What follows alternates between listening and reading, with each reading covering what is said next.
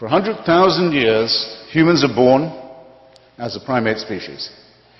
Expectation of life, what, 25 years for the first few 100,000 years? First few tens of thousands of years. Infant mortality, rife. Microorganism disease, terrifying. Earthquakes, volcanoes, extraordinary. And fights over land, over territory, over food, over women, over tribalism. Frightening too. For 96,000 years, heaven watches this. With folded arms, with indifference, with coldness. And then around 3,000 to 4,000 years ago, but only in really barbaric, illiterate parts of the Middle East. Not in China or where people can read or think or do science. No.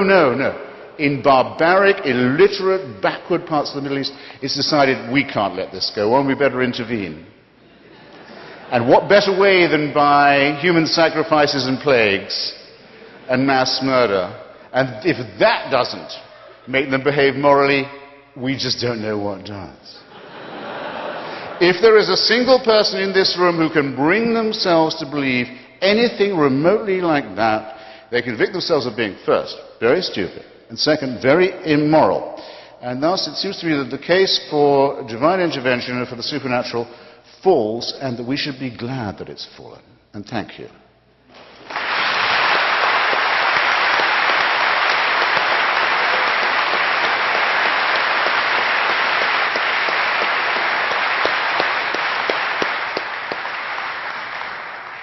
Peter, 10 minutes. 10 minutes. Well, I can tell you're all enjoying the post-Saddam era, which we were told was so good. I wonder whether an invasion of the celestial regions might now be in order, and we could then have a post-God era, which would be of similar delightful quality.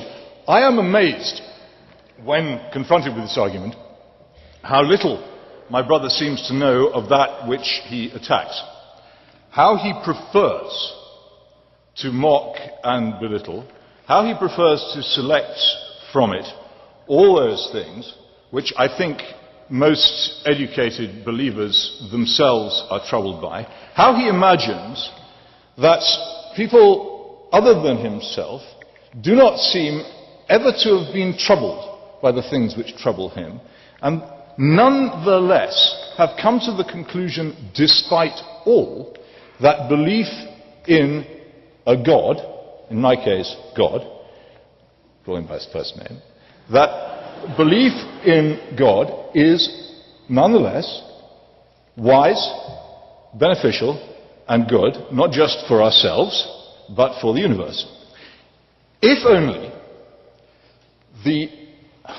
how shall I say, the flippant, jeering tone could be abandoned for a moment, and we could discuss this more seriously.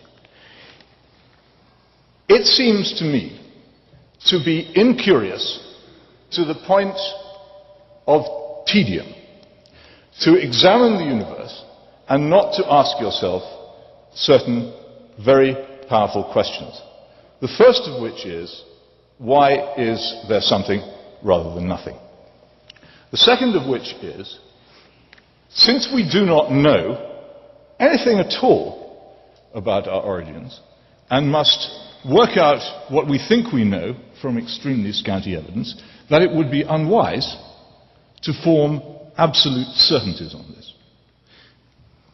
Now, the character of the book, God is Not Great, which my brother wrote, is one entirely of the jeering, the mocking, the caricature, the picking out of that which is bad. What? I do not Stop that. Stop I that. do not think that this... Sorry, did you wish to intervene? No, sir. Please. Telling him not to. You sure? I mean, here, no, this, Stop, absolutely. Stop that. No? Right. That's the end of the Christian charity for the moment. Had it been couched, of course, in a more generous tone, it would have been less fun to do, and who knows, there might have been other consequences in the bookshops, I don't know. But since it wasn't couched in that tone, that is what we have to argue with. And I would simply say this. First of all, for a while, and I'm surprised he hasn't asked it tonight, my brother would go around saying that there was a question which no believer could answer about what action could no believer take which an unbeliever could, or something of that character. To which I would reply, the question of morality is utterly irrelevant to you if you genuinely believe that which you say you believe. If you think that there is no authority, if you think that we are the products of random chaos, if there is no reason for the existence of the universe apart from a series of accidents, then you may behave exactly as you wish. Now, in the case of Christopher and his ally and colleague, Professor Dawkins, I refer to this as luxury atheism. I know where they live. They live in very pleasant parts of very pleasant cities, and they are able to advance the theory of atheism purely as a theory. Well, I live in England, and I don't need to travel very far from my home, which is not far from Professor Dawkins' home, in Oxford, to find a large number of highly practical atheists.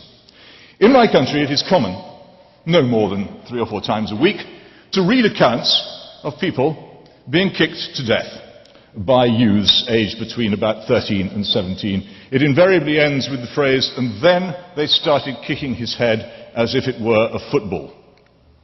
These accounts grow more and more common. If you venture into the areas where these people live, you will find a complete absence of any kind of moral feeling whatsoever. A complete absence of self-government among the strong, among the healthy, among those who are able to control and take advantage of their neighbours. Christianity and everything that went with it have vanished from among them. They are practical atheists, and they really mean it. In fact, in some ways they're not atheists. If you examine my country carefully, you'll find that the worship of Moloch, the slaughter of children at the rate of 180,000 a year in the womb, continues, that the worship of Mammon is out of control, that the worship of Ashtaroth is pretty well advanced as well, and a number of the other pagan gods. They're way out in front of the dear old Anglican Jehovah in whom I attempt to believe. All this seems to me to point to an important factor in religion, which is why it seems to me that it is reasonable, given that we are ignorant of the answer as to whether there is or is not a God and cannot know, why we might reasonably think that it was worth believing in such a being.